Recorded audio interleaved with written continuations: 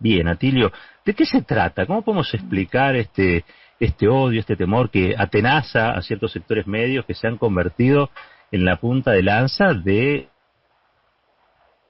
quieres desbancar un gobierno nacional y popular como el que tenemos en la Argentina? ¿Cómo podemos analizarlo?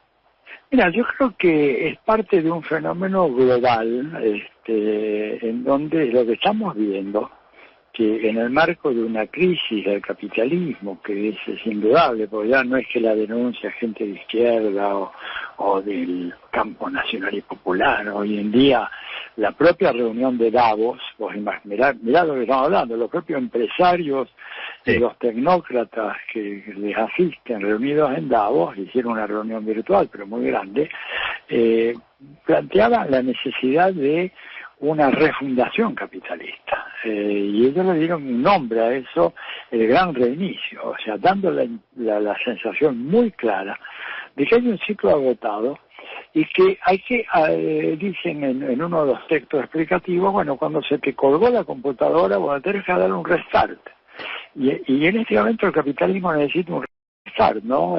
Lo han traducido eso, el gran reinicio.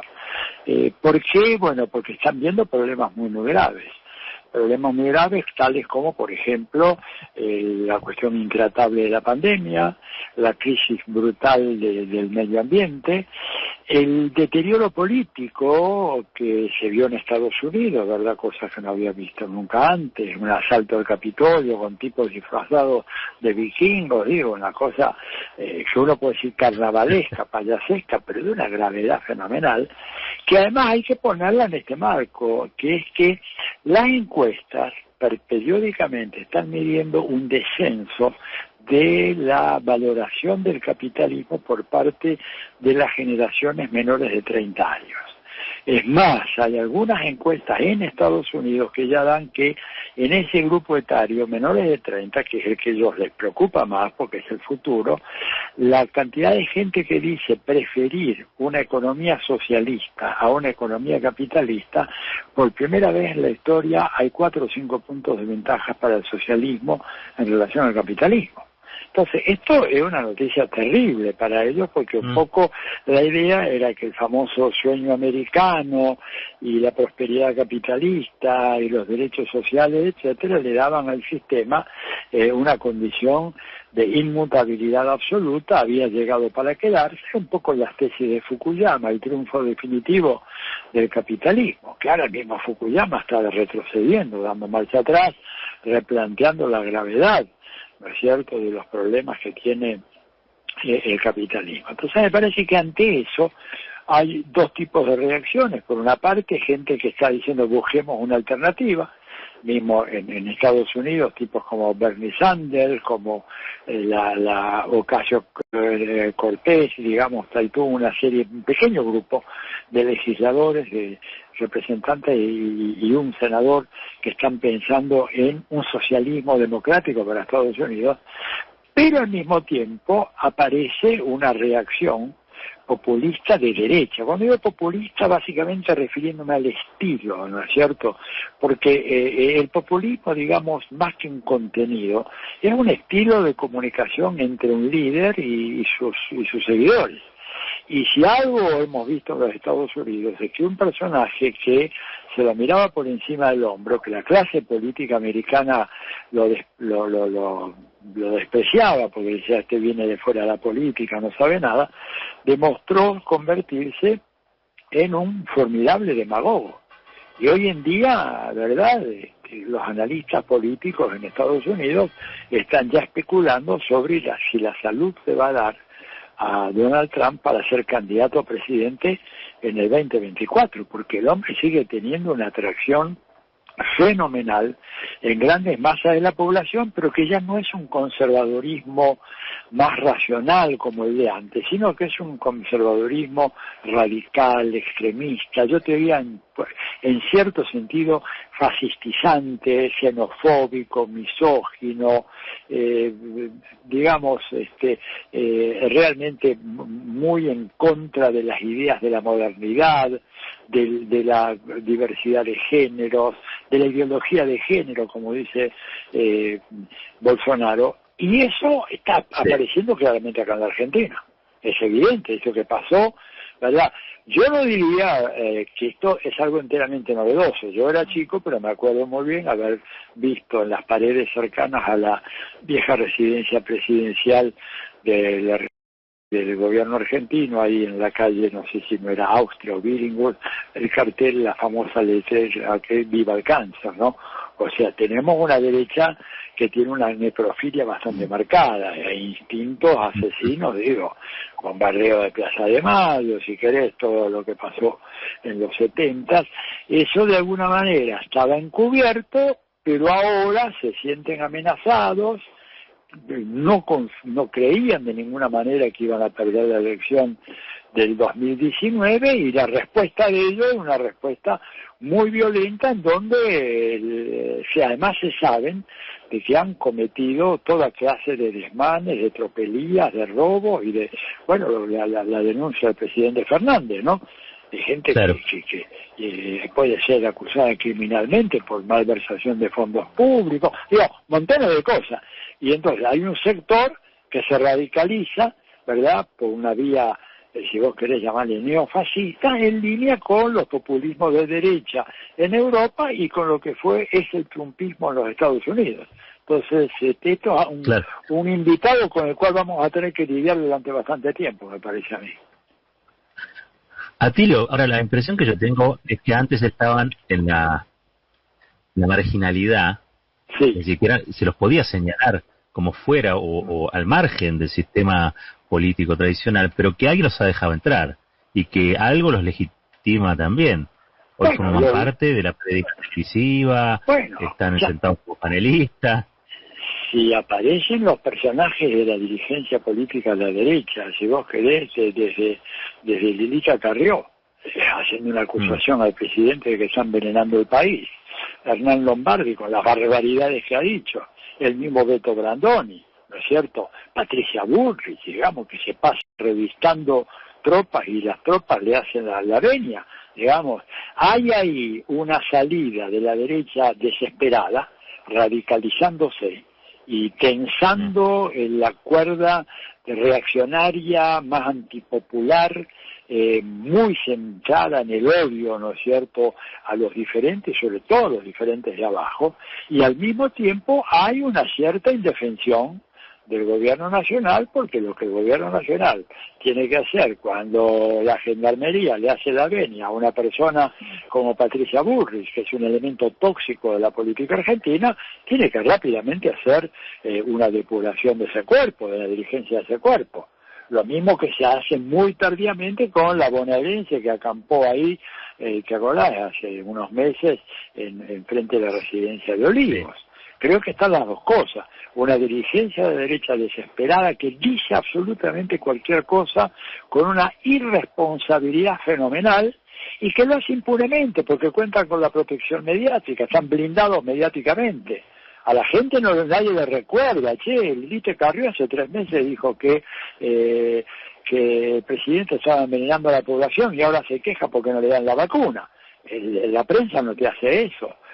Digo, la prensa hegemónica. Por suerte están ustedes, hay un puñado de radio, un par de canales de televisión, algunas otras cosas en el interior del país, algunos medios gráficos contra un monstruo poderosísimo que maneja el espacio mediático prácticamente a voluntad en la Argentina y con gente absolutamente antagónica al proyecto democrático, son destituyentes claramente, pero bueno, todavía no se ha, yo creo que el discurso de Alberto abre una puerta de esperanza porque la querella criminal es un paso, pero hay que seguir dando otros pasos.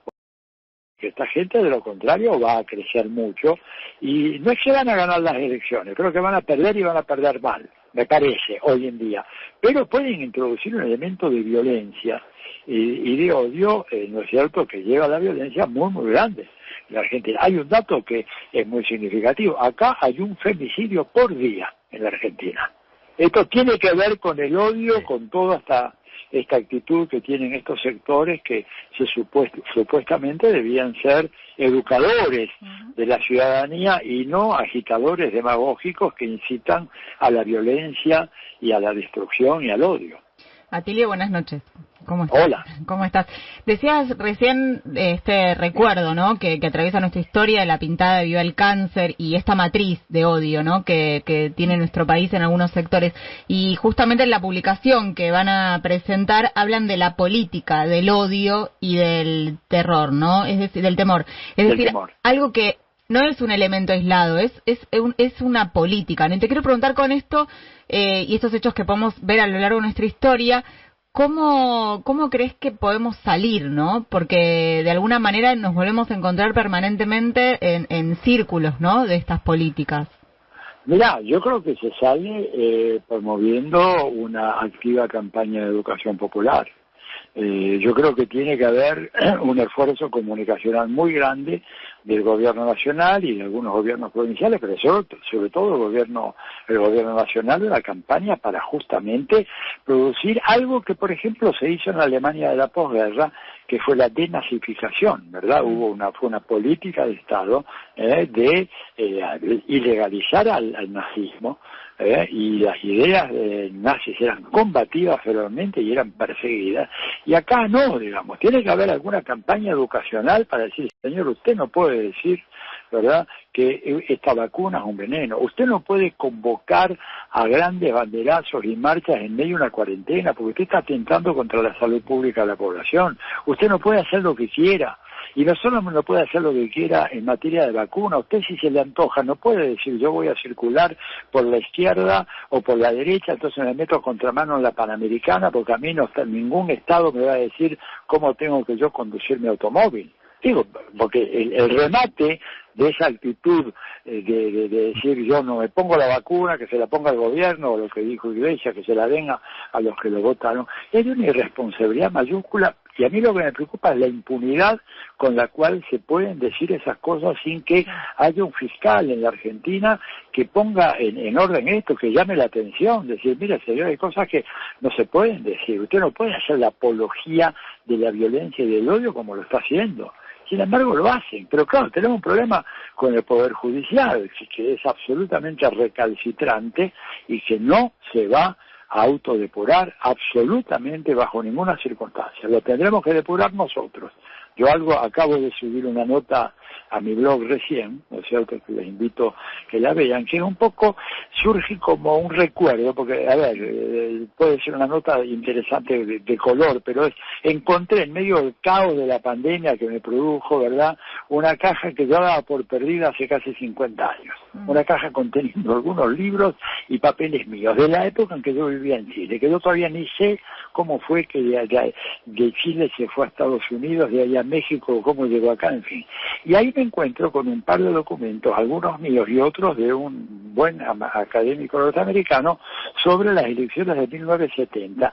Y cuando volví a releer todo aquello, me di cuenta que tenía una aplicación impresionante en relación al caso argentino, ¿verdad?, en donde el elemento fundamental para entender por qué en Chile ganó Allende en 1970 contra todas las fuerzas conservadoras que estamos viendo actuar acá en la Argentina, fue porque hubo un elemento fundamental que fue la activación del actor popular. Digo, el actor popular que salió a las calles, que defendió un triunfo que iba a ser birlado en el Congreso, que había una instrucción directa y pruebas en el Departamento de Estado, mensajes de Henry Kissinger al embajador Edward Corry, diciendo tiene que movilizar a las Fuerzas Armadas o a los congresistas para que declaren ganador a quien salió segundo, que era Jorge Alessandri. Pero claro, estaba el pueblo en la calle. Claro, acá no podemos hacer eso, pero en algún momento este país va a lograr una inmunización casi completa, y en ese momento tendremos que salir a la calle, y yo te digo que si salimos a la calle, esa reforma judicial se consigue en 24 horas. A ver, ¿por qué? No en 24 horas, a ver un poquito más. ¿Cómo cayó Mubarak en Egipto? Una dictadura de 30 años, sostenida por Estados Unidos. ¿Cómo cayó Ali en Túnez o Marruecos? ¿Cómo cayó el Shah de Irán? Ninguno de estos gobiernos o de estos factores conservadores resisten la presencia multitudinaria, pacífica. Yo no estoy diciendo que tienen que haber ningún debate, simplemente sentados, ¿verdad? 100.000 personas sentadas durante un mes en Comodoro Pi, otros 100.000 sentados enfrente al Palacio de Tribunales y unos 10.000 sentados en cada una de las casas de los 5 supremos. Vamos a ver cuánto tiempo aguantan sin una reforma judicial. ¿Te das cuenta? Porque ellos no se van a depurar, porque son cómplices de delitos. Si se depuran van a ir todos presos, o buena parte de ellos van presos. Y obviamente el gobierno no lo puede hacer por decreto, y entonces como el gobierno no puede y el Congreso no quiere, nosotros lo vamos a hacer cuando tengamos la inmunización que nos permita ganar las calles, porque es desde ahí como se hacen los grandes cambios. A ver, el 17 de octubre no vino por un decreto de la Secretaría de Trabajo y Previsión, ¿verdad? O de la Vicepresidencia de la República. Vino porque salió la gente a la calle, se quedó en la plaza hasta que volvió Perón y se acabó la historia. Y creo que tenemos que aprender de esa historia. Por eso me acordé de eso cuando encontré ese documento, que fue ayer, y hoy yo estaba pero fascinado con ese, y escribí unas cuantas paginitas ahí en el blog. Y la lección para la Argentina es esta: tenemos que tener la capacidad de movilizar y concientizar a la gente para hacer los cambios que el país necesita, los impuestos a la riqueza, la democratización del espacio mediático, porque ustedes ya saben lo que es el espacio mediático. Bueno, en fin, perdonen si me he extralimitado en el uso de la palabra. No. Soy un mal entrevistado, perdónenme. No. Y ustedes muy bondadosos, muy bondadosos. No, Atilio, a ver, te hago una pregunta más y tiene que ver con esta radicalización de la derecha. ¿Tiene que ver con su empoderamiento en un momento del mundo, del país, o con su impotencia y estoy hablando más que nada del escenario argentino, con su impotencia para doblegar a un gobierno como el que tenemos, digamos, ¿no? Digo, poniendo en eje, o poniendo, perdón, en escena la característica de este gobierno, que si bien es una coalición, donde hay disputa de cursos o de orientaciones, pero la verdad es que no le hacen la vida fácil al gobierno tampoco, digo. Por eso digo, ¿es impotencia o empoderamiento? Yo creo que, a ver, una mezcla de ambas, como siempre. ¿Por qué? Impotencia porque ellos creo que saben muy claramente que si el esquema económico es que comienza a funcionar y todo parece indicar que de a poco está funcionando, y si logramos avanzar en el tema de la vacunación y logramos llegar a agosto con el grueso de la población que es más o menos más vulnerable, ¿verdad? O sea, estamos hablando de personas mayores de 50, 60 años. Evidentemente la derecha no tiene ningún plan. ¿Qué va a proponer? Va a proponer hacer lo que hizo con Macri. Pero, y acá está la otra parte de tu pregunta, Roberto, que ellos, aparte de esa impotencia electoral, se han empoderado porque hoy en día controlan dos resortes fundamentales que están fuera del alcance del gobierno, que es el Poder Judicial, que está absolutamente plegado, digamos, en torno a la defensa de estos intereses de los sectores económicos más concentrados y sus fuerzas políticas, y el poder mediático. Entonces ellos saben que están blindados mediáticamente, protegidos mediáticamente, que tienen además un enorme dispositivo, un arsenal, una artillería comunicacional que puede defenestrar personas, vituperar personas, hacer eso que en Estados Unidos se llama el character assassination, o sea, la destrucción de un personaje convirtiéndolo en una especie de ser maléfico, maldito, esencialmente maligno, que uno, por ejemplo, mira en los análisis, digo sesudos en broma, porque son muy chantas, ¿verdad?, de los intelectuales de la derecha argentina, que parece que acá en este país tenemos un problema. El problema es que nació Cristina. O sea, la capacidad de análisis de estos tipos se agota prácticamente ahí. Si vos le sacás Cristina, no tienen que decir, porque podrían decir, bueno, no, la política económica, social, la estructura del Estado, no. El tema es que hay un personaje maléfico, ¿verdad? Y esto es parte de esa estrategia de satanización. Satanizamos a Muammar Gaddafi y después lo podemos matar. Satanizamos a a aquel otro, ¿cómo se llama? El Osama Bin Laden, que es un cuento chino, eso no existió, la captura de Osama Bin Laden, todo eso es hollywoodesco, no tiene ninguna credibilidad absoluta, pero está primeramente satanizado la población. Satanizamos a Maduro, lo convertimos en un personaje tremendo, un monstruo, que Correa, otro monstruo, Evo Morales, otro monstruo, ¿verdad? Y después, claro, eso tiene un impacto, y hay un sector de la opinión pública que recibe ese impacto y lo cree. Y por eso yo digo que un déficit, a mi manera de ver, muy importante, estratégico del gobierno, es que no hay un comando comunicacional. Se nos ha declarado la guerra comunicacional y nosotros todavía creemos en el diálogo institucional, cortesano, caballeresco, cuando estamos lidiando con gente que viene a pasarnos a cuchillo. Y creo que no estoy exagerando un ápice si vemos cada uno de estos grandes medios lo que hacen y las cosas que dicen. Maestro, hoy arrancamos el programa con una editorial marcando también el año de pandemia en la Argentina, ¿no? El primer caso haya ocurrido por el 2020. Pregunta personal, de tipo personal, ¿cómo pasó este año Atilio Borón? ¿Qué cambió de su rutina y cómo lo vivió? Viví, digamos, con un síndrome de abstinencia, porque yo hasta antes de esa maldita pandemia no pasaba una semana sin estar de arriba de un avión, viendo a dar conferencias en la Argentina y por toda América Latina y a veces en Europa también. Tanto es así que he llamado en algún momento a algunos amigos que están en el gremio aeronáutico, diciéndole por favor que alguien me llama y que diga: señores pasajeros, este es el vuelo número tal, este avión tiene 6 salidas de emergencia, 2 al frente, 2 al medio, para darme un poquito, ¿viste? Bueno, normalidad. Claro, una cosa desesperante. Pero al mismo tiempo me la pasé estudiando mucho. Bueno, salió esta antología que hizo Claxo, terminamos este libro. Tengo otro que está ya prácticamente en su fase final, que es un raconto un poco de que surgió de alguien que me empezó a hacer unas entrevistas, historias de vida, y salió finalmente un texto de casi 400 páginas, donde básicamente, más que la historia de mi vida, es cómo yo viví lo que estaba pasando en América Latina. Desde mis primeros recuerdos, escuchar en mi casa, al lado de la radio, con toda mi familia, yo muy pequeño, yo soy del 43, imagínate, los primeros discursos radiales de Perón eran del 45, eso no los agarraba, pero ya los del 47, 48, me los recordaba, y bueno, empecé a hablar sobre eso, o sea, mi vida en relación a lo que yo viví en América Latina, y bueno, y la verdad que es un texto muy lindo, está ahora en la fase final, y bueno, y he estudiado muchísimo, casi como muy pocas veces tuve tanto tiempo para estudiar en mi vida, y bueno, ahora con un poco de preocupación, esperando la famosa vacuna, ¿verdad? Que realmente merecería que me la dieran en algún momento.